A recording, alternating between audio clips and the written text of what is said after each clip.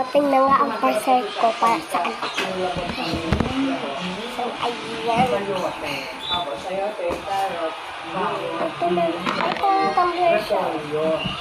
Saka meron din siyang sa shop. Ano kaya naman ito?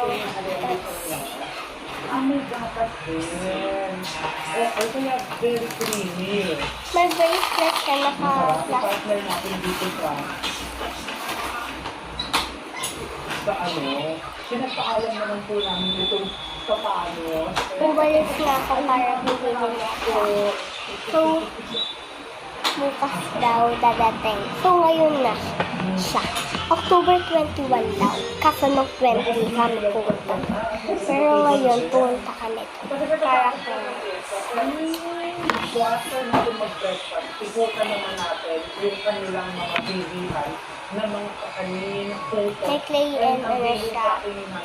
Chopsticks. And Kasi maganda ang bigas dito sa... so, ayun. Okay, so, Ito nga talaga yung nakikita ko stay at school na iingit siya sa classmates niya. Ayun pala, ito pala yung binili ng classmate niya. Naiingit siya dahil doon, dito, dahil dito. So, pagbukas mo, may makikita kang pang script. Ito ang bini ko, at.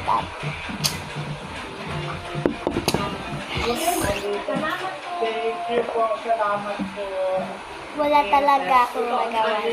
Ang palengke, alam mo po, lumaki po ako na namamalengke sa palengke ng Nagkarlan. Ay, hello po.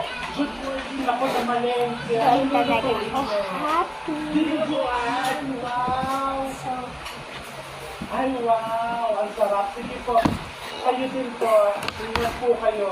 Ito ang mga bigas. Yan po, doon po lahat ng bigas dyan sa part na yan. Ano ang yung dito, yung local? Yung ani ho, ng natin kay... Ano po ang ani ng Ano daw, yung po mismo bigas po na dito galing. Opo. Meron pong ganyan. Opo. Wala. Ito pong red rice. Saan po ani ito? Mountain proteins. Local yan. Yung Santa Cruz ko, ano ito ang Santa Cruz? so mamaya mag-vlog uli ako. Itong special rice, Santa Cruz ko ito. So, pala marami ba kayo? Uy, mag-like and subscribe na kayo sa mga bago kong